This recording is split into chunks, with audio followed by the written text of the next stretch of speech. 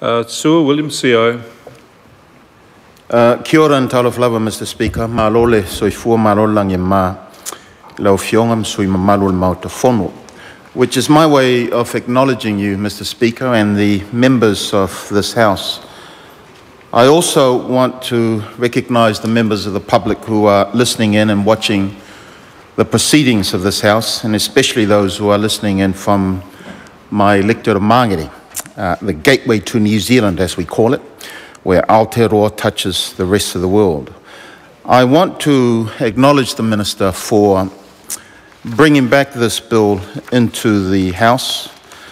Labour introduced this bill while in government to help reduce unnecessary delays in the building consent process, which causes frustration among many of our builders throughout this nation.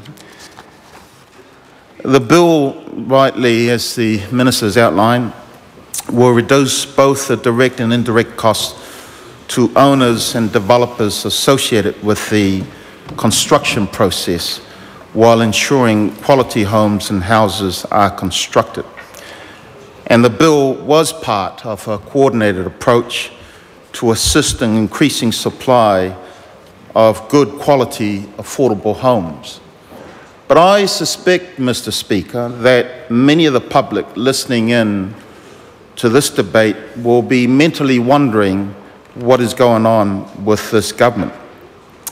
You see, it is a shame that the national government doesn't share the same commitment to quality housing.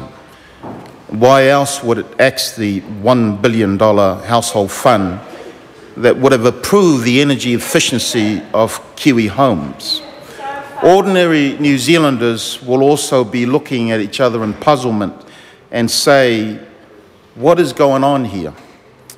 And they'll be making some important judgments of the national government. Mr. Speaker, I say this because when the public got over their initial shock last year after the elections, and when they woke up and saw that National was in government, and being fair-minded Kiwis that we are, most people said, okay, we made a mistake, but let's see what they've got. Let's see what this government is made up of. And then the National Party spin doctors got working and created this image that the Prime Minister and his cabinet were the action team. And I would say those who are drinking tui at my local pub in Mangere Bridge will all be shouting out, yeah, right. And then the spin doctors got working and came up with a new cabinet of ministers, and after peppering that cabinet with some new faces amongst the old faces, they announced, here's our new national front bench. And what was the response of the tui drinkers out in the public? Yeah, right. What we saw was the national cabinet that promoted the Prime Minister's close friends and demoted some hard-working, senior, long-serving national MPs. We saw a national cabinet, some young, some not so young, some with good hairstyles, some without any hair. And the public got to see that some of them were good-looking, and then there are others whom the old expression would apply, they have the looks that only a mother could love.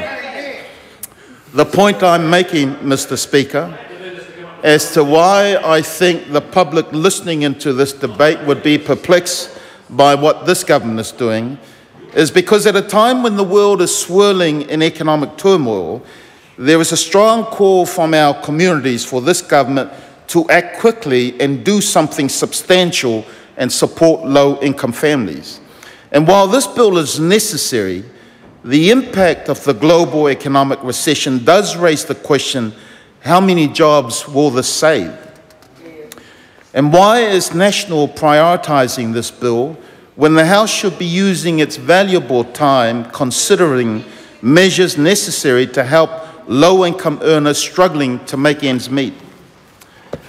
There was a meeting which I conducted last week, Mr. Speaker, with some providers in our community, including Monte Cecilia Trust, Housing New Zealand, and a few others, just to try and get a handle on the impact of the recession on housing need in Manukau. The key issues that emerged were overcrowding, getting worse, and re-emergence of infectious diseases. The cost and quality and security of tenure of some of the private rental stock that is out there, issues around boarding houses, and the need to support the community housing sector, and of course the increasing poverty.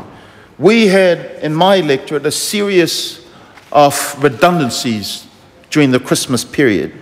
Sadly, I have to say, nobody kicked up a fuss about that because we had a bit of money. And most people spent that money supporting their families during some happy times, during the Christmas period. But that's all gone. The WINS office tells me that when people come in looking for jobs, there is no jobs. It's very difficult for them to direct people who have been working in labour-intensive roles to other new roles. And so that is the question that will probably be causing quite a bit of conflict. Yes, this bill is necessary, but in a time where there is so much uncertainty and people are the growing worry now about how do we make ends meet, about job security, about income protection, about being able to afford the basics. And when this government ought to be coming up with something substantial, the public will be asking, this is just not enough. This is not what we were looking for. Earlier today, there was a debate about how this government again has sacked Ross Wilson, the chair of ACC. Shame on them, I say. I absolutely agree with my friend. This is the example of the 90-day bill, fire at will bill. Here's the first casualty, Ross Wilson, of the chair of the ACC. Well, it was more than 90 days, but they sacked, national government sacked Mr. Ross Wilson without any reason. A man who has the integrity to continue the role, a man with the skills and intelligence, but because they are determined to wreck ACC, they do not want to have anybody chairing it that might be able to right the wrong that they intend to do. Mr. Speaker, the bill, Labor supports the bill, supports it, but in terms of the timing of this, in terms of the concern that we have for the communities out there, at a time where people are having difficulty, we feel that this is not the answer that the community are looking for in terms of housing. And I think the Minister can do more by considering the needs that are out there, as I've outlined earlier in a meeting that I've conducted, in terms of overcrowding, in terms of the increasing poverty, in terms of supporting our community housing sector, in terms of supporting the needs that are out there by many of our communities. And I would say, Mr. Speaker, that whilst we are supporting this bill through the process, it is our feeling, and certainly my feeling, that National should really be concerned about giving to the public the measures necessary to help low-income earners who are struggling at this particular time.